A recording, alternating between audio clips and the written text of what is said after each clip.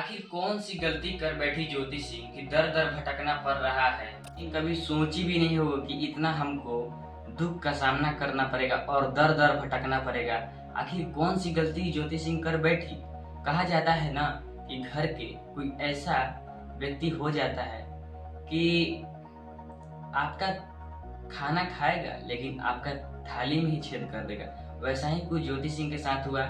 जब उनका न्यू शादी हुआ पवन सिंह के साथ, तो वो सोची नहीं थी कि हमको ऐसा कुछ आगे लाइफ में करना पड़ेगा। लेकिन एक दूसरे से ज्योति सिंह उस टाइम नादान थी और बात एक दूसरे से शेयर करती थी, तो उनका यह नतीजा आज सामने आ गया है। लेकिन कहा गया है ना कि अगर आप अपने में समझदारी नहीं रखिएगा तो लोग तो यहाँ मजा लेने के लिए बैठे ही हैं। तो वैसा ही कुछ ज्योति सिंह के साथ हुआ है और आपका इस पर क्या राय है जरूर बताइएगा कि ज्योति सिंह के साथ किसी ने छल कपट किया है या वाकई में ज्योति सिंह में गलती है या फिर पवन सिंह गलती कर बैठे हैं। आप लोग जरूर बताइएगा कमेंट करके आखिर किस में गलती है।